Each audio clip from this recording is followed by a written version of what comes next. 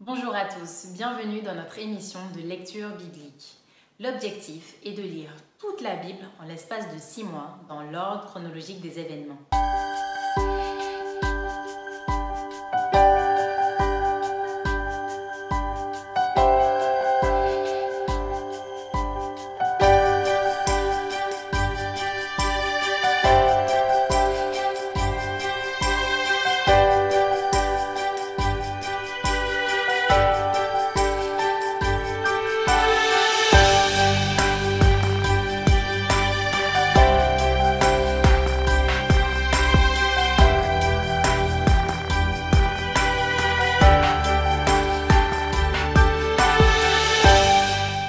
Cette émission vous est proposée par l'Église adventiste du 7e jour d'Évry. Si vous voulez suivre ce plan, je vous invite à cliquer sur le lien dans la description. Vous pouvez rester connecté en vous abonnant à notre chaîne YouTube Évry Adventiste afin de recevoir une nouvelle vidéo de lecture. Restez jusqu'à la fin car on vous proposera une méditation concernant le texte du jour. Aujourd'hui, nous allons lire le livre de la Genèse des chapitres 43 à 47. Genèse, chapitre 43. La famine s'apesantissait sur le pays. Quand ils eurent fini de manger le blé qu'ils avaient rapporté d'Égypte, Jacob dit à ses fils : « Retournez, achetez-nous un peu de vivres. » Juda lui répondit : « Cet homme nous a fait cette déclaration formelle. Vous ne verrez pas ma face, à moins que votre frère ne soit avec vous. Si donc tu veux envoyer notre frère avec nous, nous descendrons et nous t'achèterons des vivres. Mais si tu ne veux pas l'envoyer, nous ne descendrons point, car cet homme nous a dit : vous ne verrez pas ma face, à moins que votre frère ne soit avec vous. Israël dit alors : pourquoi avez-vous mal agi à mon égard en disant à cet homme que vous aviez encore un frère ? Ils répondirent : cet homme nous a interrogés sur nous et sur notre famille en disant : votre père vit-il encore ? Avez-vous un frère ? Et nous avons répondu à ces questions. Pouvions-nous savoir qu'il dirait : faites descendre votre frère ? Juda dit à Israël son père : laisse venir l'enfant avec moi, afin que nous nous lévions et que nous partions. Et nous vivrons et nous ne mourrons pas, nous, toi et nos enfants.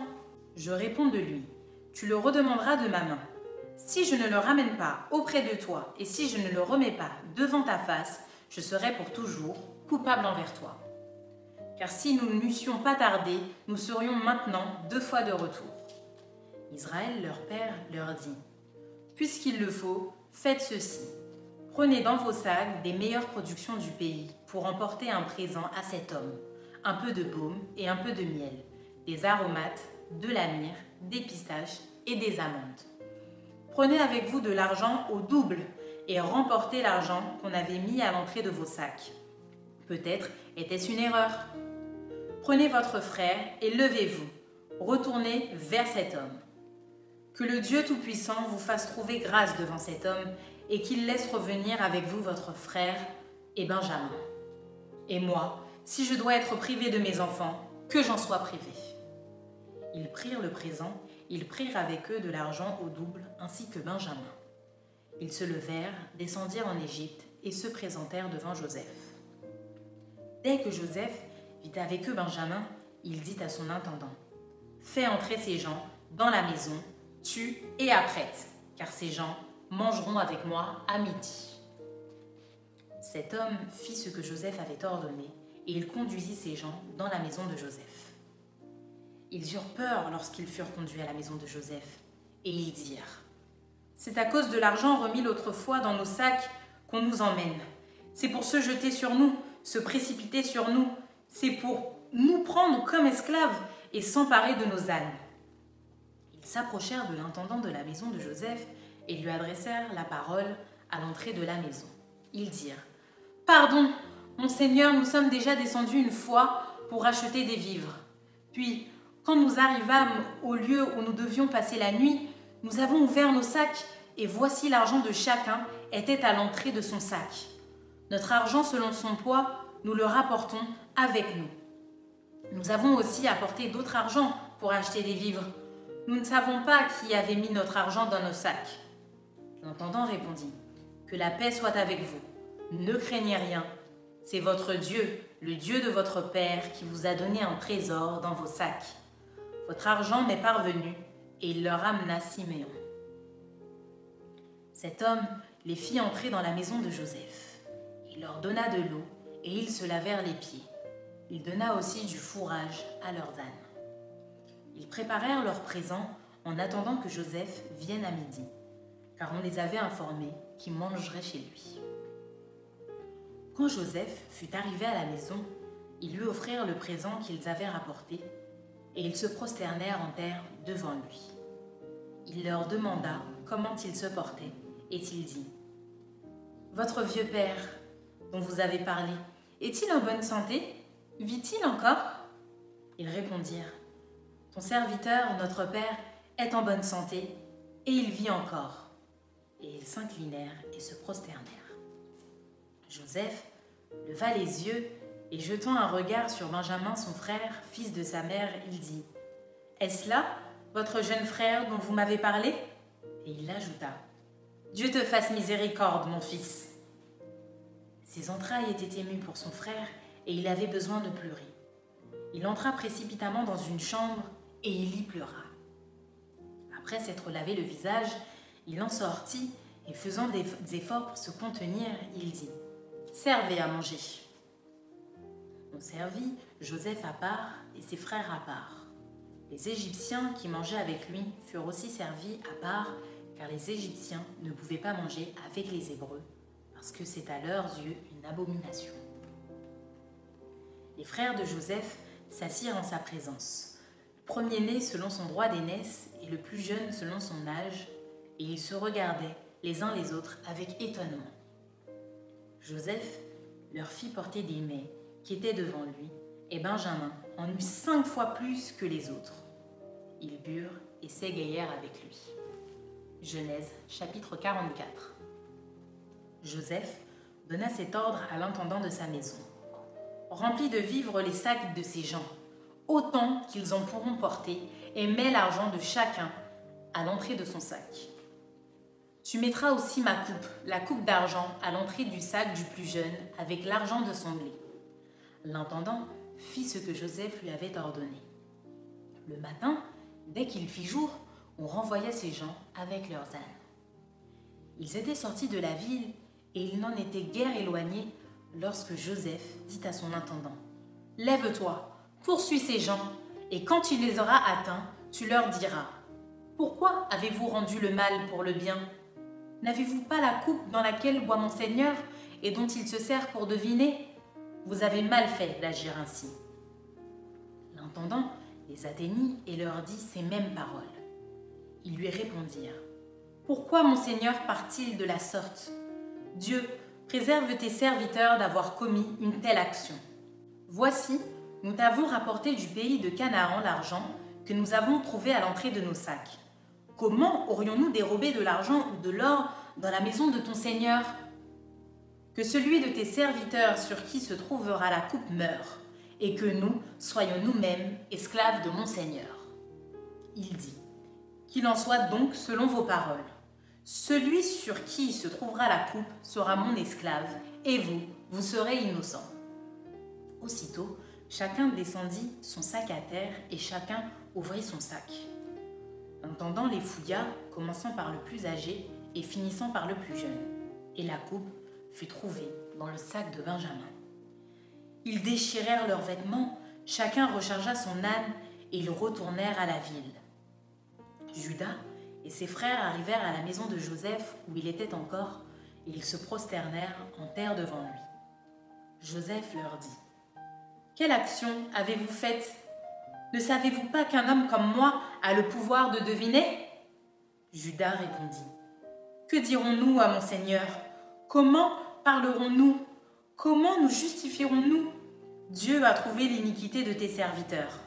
Nous voici esclaves de mon Seigneur, nous et celui sur qui s'est trouvée la coupe. » Et Joseph dit, « Dieu me garde de faire cela. L'homme sur qui la coupe a été trouvée sera mon esclave, mais vous, remontez en paix vers votre père. » Alors Judas s'approcha de Joseph et dit, « De grâce, mon Seigneur, que ton serviteur puisse faire entendre une parole à mon Seigneur et que sa colère ne s'enflamme point contre ton serviteur, car tu es comme Pharaon. » Mon Seigneur a interrogé ses serviteurs en disant : « Avez-vous un père ou un frère ?» Nous avons répondu : « Nous avons un vieux père et un jeune frère, enfant de sa vieillesse. Cet enfant avait un frère qui est mort et qui était de la même mère. Il reste seul et son père l'aime. Tu as dit à tes serviteurs : faites-le descendre vers moi et que je le voie de mes propres yeux. Nous avons répondu à mon Seigneur : l'enfant ne peut pas quitter son père. S'il le quitte, son père mourra. Tu as dit à tes serviteurs : si votre jeune frère ne descend pas avec vous, vous ne reverrez pas ma face. Lorsque nous sommes remontés auprès de ton serviteur, mon père, nous lui avons rapporté les paroles de mon Seigneur. Notre père a dit : retournez, achetez-nous un peu de vivres.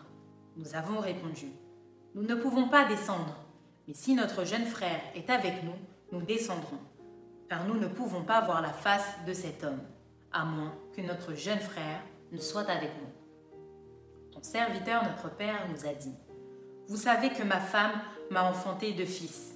L'un étant sorti de chez moi, je pense qu'il a été sans doute déchiré, car je ne l'ai pas revu jusqu'à présent. Si vous me prenez encore celui-ci et qu'il lui arrive un malheur, vous ferez descendre mes cheveux blancs avec douleur dans le séjour des morts. Maintenant, si je retourne auprès de ton serviteur, mon père, sans avoir avec nous l'enfant à l'âme duquel son âme est attachée, il mourra en voyant que l'enfant n'y est pas. Et tes serviteurs feront descendre avec douleur dans le séjour des morts les cheveux blancs de ton serviteur, notre père.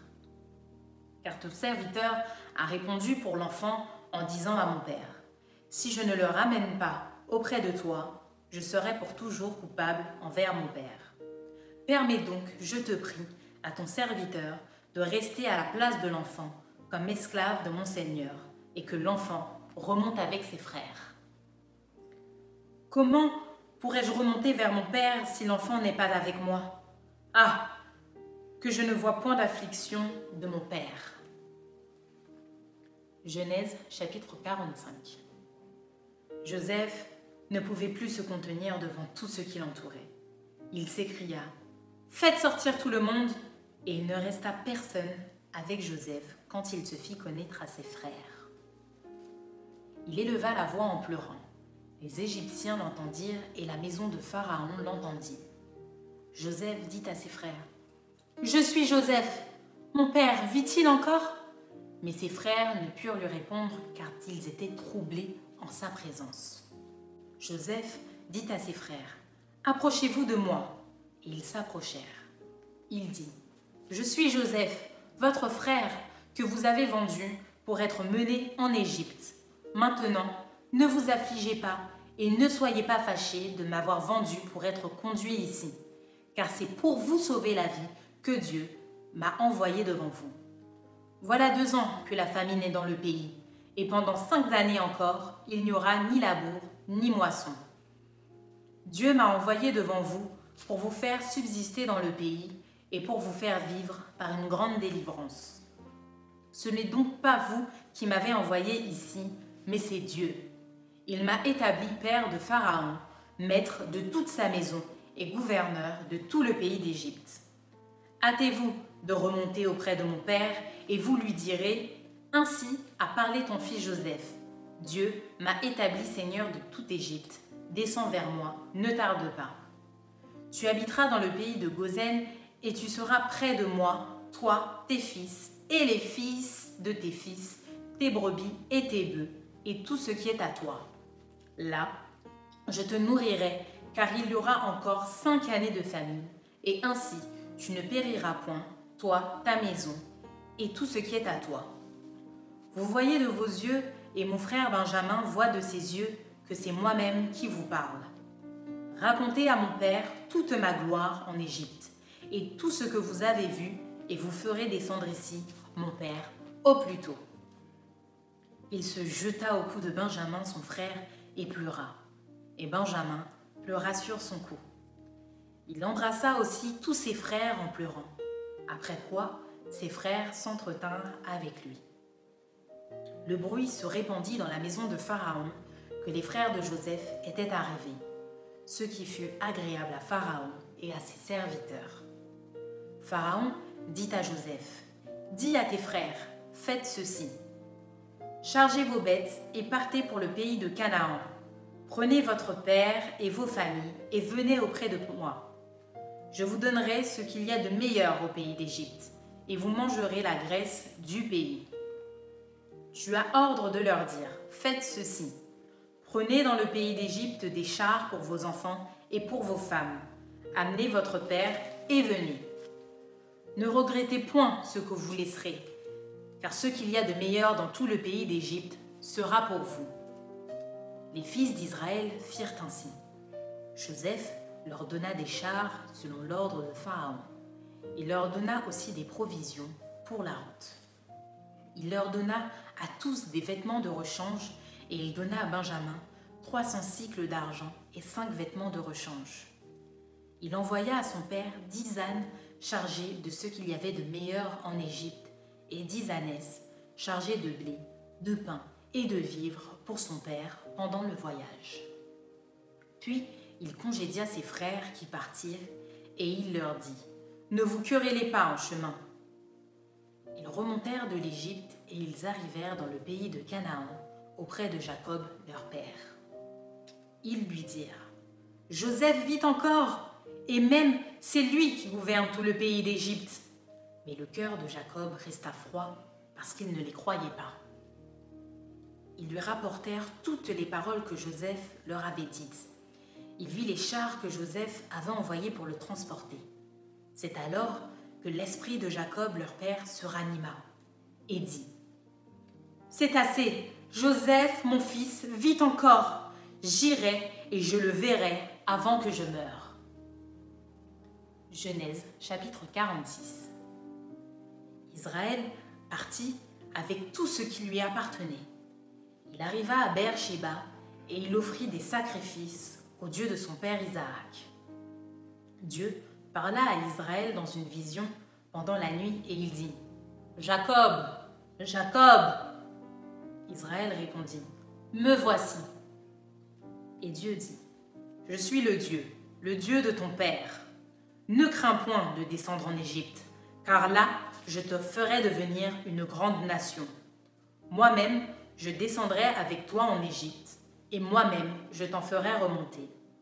Et Joseph te fermera les yeux. » Jacob quitta Beer-Shéba et les fils d'Israël mirent Jacob leur père avec leurs enfants et leurs femmes sur les chars que Pharaon avait envoyés pour les transporter.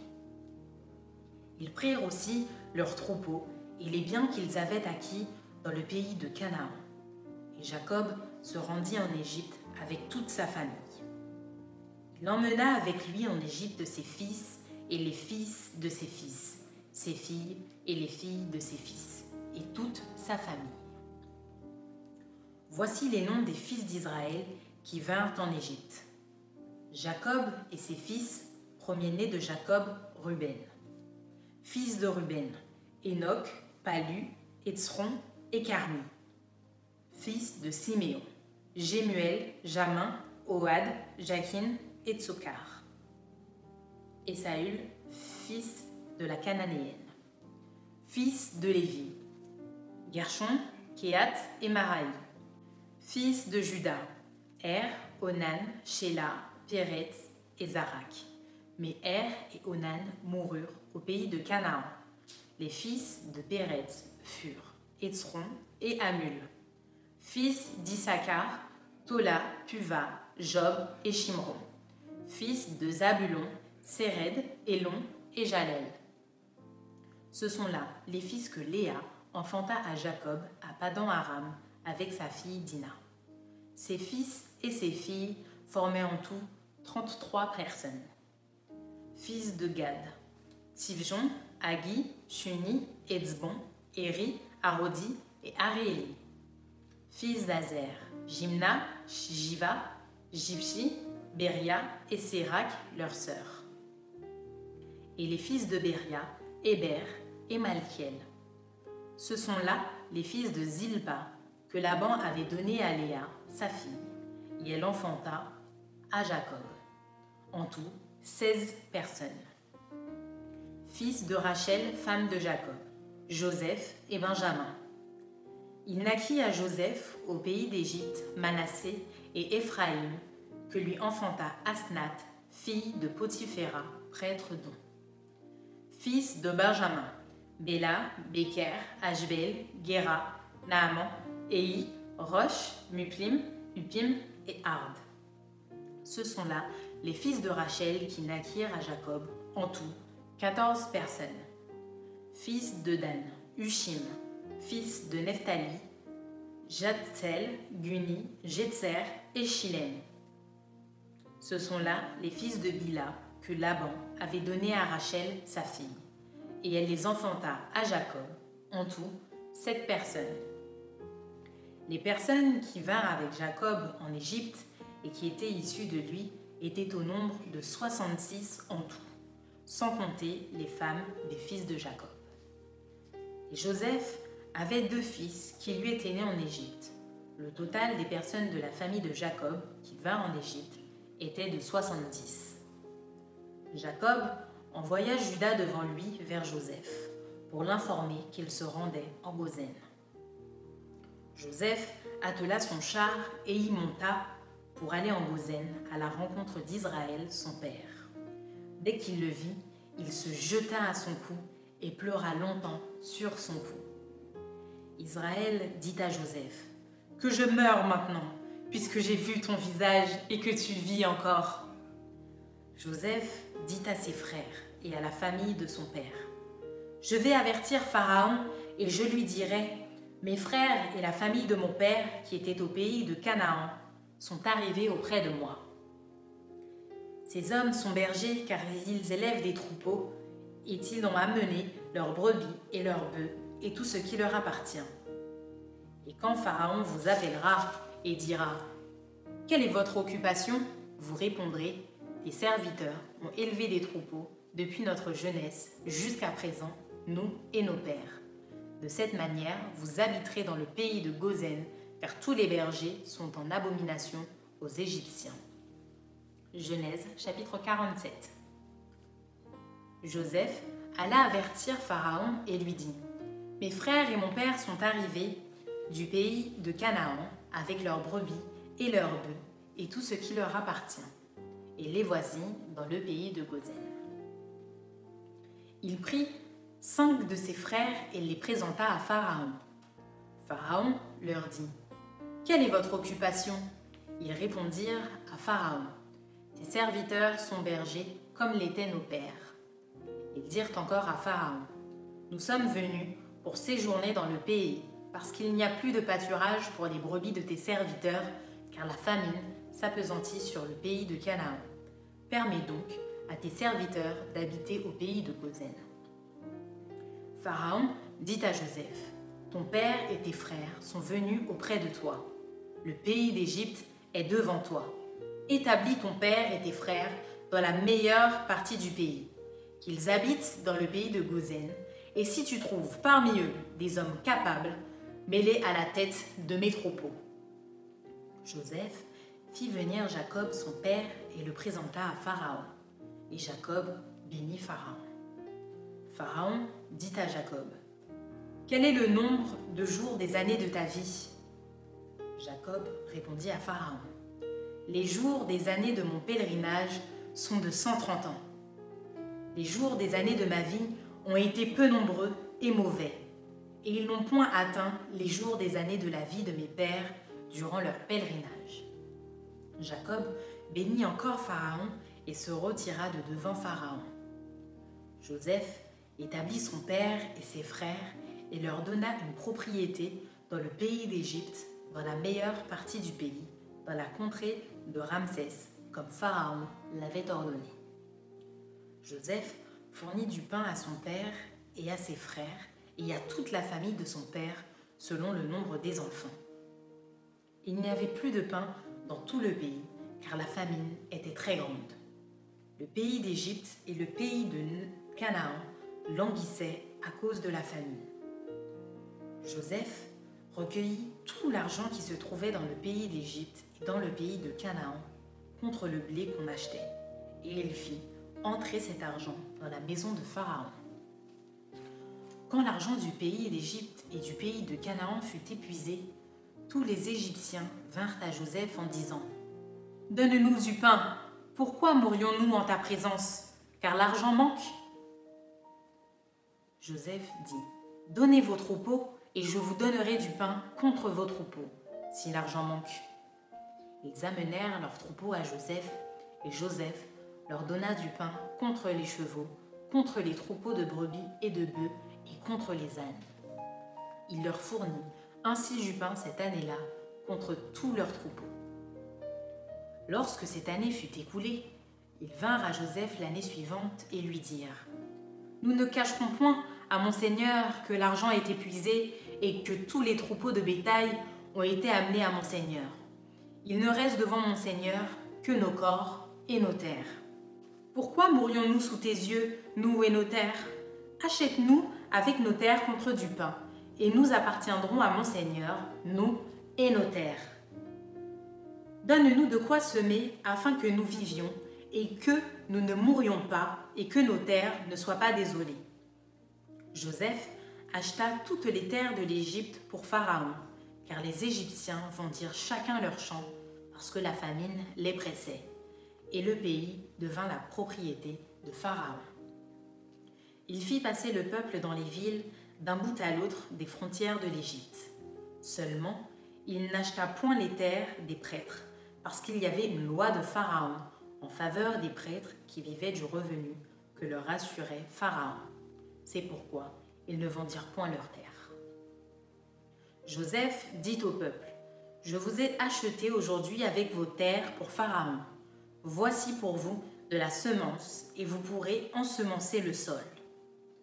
À la récolte, vous donnerez un 5e à Pharaon, et vous aurez les 4 autres parties pour ensemencer les champs et pour vous nourrir avec vos enfants, et ceux qui sont dans vos maisons. » Ils dirent, « Tu nous sauves la vie, que nous trouvions grâce aux yeux de mon Seigneur, et nous serons esclaves de Pharaon. » Joseph fit de cela une loi qui a subsisté jusqu'à ce jour, et d'après laquelle un 5e du revenu des terres de l'Égypte appartient à Pharaon. Il n'y a que les terres des prêtres qui ne soient point à Pharaon. Israël habita dans le pays d'Égypte, dans le pays de Goshen. Ils eurent des possessions, ils furent féconds et multiplièrent beaucoup. Jacob vécut 17 ans dans le pays d'Égypte, et les jours des années de la vie de Jacob furent de 147 ans. Lorsqu'Israël approcha du moment de sa mort, il appela son fils Joseph et lui dit « Si j'ai trouvé grâce à tes yeux, mets, je te prie, ta main sous ma cuisse et use envers moi de bonté et de fidélité. Ne m'enterre pas en Égypte. Quand je serai couché avec mes pères, tu me transporteras hors de l'Égypte et tu m'enterreras dans leur sépulcre. » Joseph répondit « Je ferai selon ta parole. » Jacob dit « Jure-le-moi. » Et Joseph le lui jura. Puis Israël se prosterna sur le chevet de son lit. Maintenant, place à la méditation de ce texte.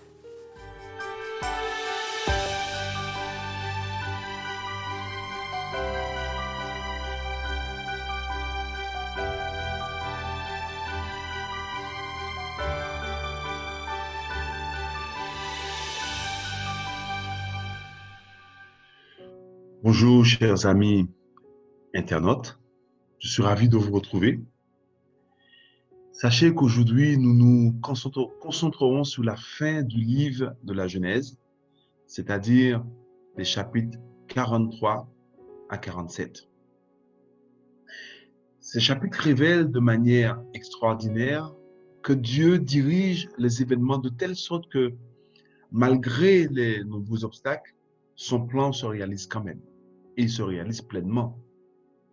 Disons-le clairement, lorsqu'on analyse la vie de Joseph dans ces chapitres, on ne peut ne pas faire la comparaison avec la vie du Christ. La vie de Joseph est un symbole de la vie de Jésus-Christ. En effet, le texte nous dit ici que Joseph fut vendu en esclavage par ses frères, tout simplement par jalousie. Et en agissant ainsi, il voulait d'une manière définitive se débarrasser de ce frère qui, de par ses songes qui venaient de Dieu d'ailleurs, prétendait devenir un jour plus grand qu'eux. Par conséquent, en l'exilant comme un esclave en Égypte, il se flattait, oui, à la pensée qu'il n'aurait plus rien à craindre des songes de Joseph. De même, quand nous examinons la vie du Christ, il apparaît aussi que les chefs religieux de son époque, les principaux juifs, étaient aussi animés des mêmes sentiments de jalousie à l'égard de Jésus. Car ils craignaient que le Christ puisse obtenir non seulement les faveurs du peuple à leur place, mais également ils voulaient l'empêcher de devenir roi des Juifs. Mais comme je l'ai mentionné tout au début, Dieu va diriger les événements avec une telle sagesse et intelligence, de telle sorte que ses desseins auront quand même le dernier mot. En effet, alors que les frères de Joseph voulaient se débarrasser de Joseph en l'exilant en Égypte, et grâce à son séjour en Égypte, et ce malgré les multiples péripéties, Joseph deviendra non seulement le sauveur de l'Égypte pendant la famine, mais également le sauveur de la famille de son père. Toutefois, précisons quand même que la victoire éclatante de Dieu dans la vie de Joseph ne diminue en rien la culpabilité de ses frères qu'il avait vendus dans le but de se débarrasser de lui. De même, la mort de Jésus, à la demande de ses meurtriers, tout en pensant se débarrasser définitivement du Christ, fit de Jésus le rédempteur de l'humanité. La crucifixion de Jésus fit de lui le sauveur d'une race perdue et le souverain de l'univers. Cependant, malgré l'éclatante victoire de Dieu en Jésus-Christ, cela ne diminue point le crime de ses meurtriers.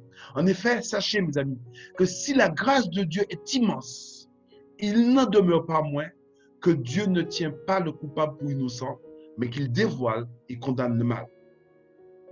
D'autre part, ce récit de la Genèse met en exergue la patience, la douceur de Joseph face à l'injustice et à l'oppression.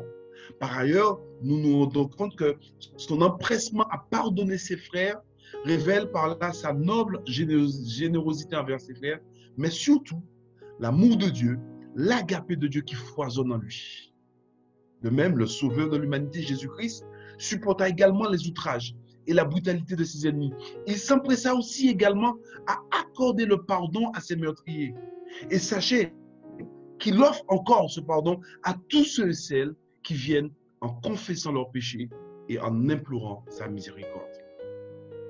Oui, chers amis internautes, je veux que vous sachiez aujourd'hui que, quel que soit votre passé, quel que soit le péché qui vous accable, quelle que soit l'épreuve que vous devez subir, sachez que rien ne laisse Jésus indifférent. Et que son invitation adressée aux affligés dans l'évangile de Matthieu, cette invitation qui a traversé les siècles, rayonne encore aujourd'hui. Écoutez ce qu'il dit. Venez à moi, vous tous qui êtes fatigués et chargés, et je vous donnerai du repos. Prenez mon joug sur vous. Recevez mes instructions, car je suis doux et humble de cœur. Et vous trouverez du repos pour vos âmes, car mon joug est doux, mon fardeau léger. Que le nom de Jésus soit glorifié dans vos vies. Amen. Merci d'avoir été avec nous pour cette lecture de la parole biblique. Je vous donne rendez-vous donc dès demain pour un nouvel épisode.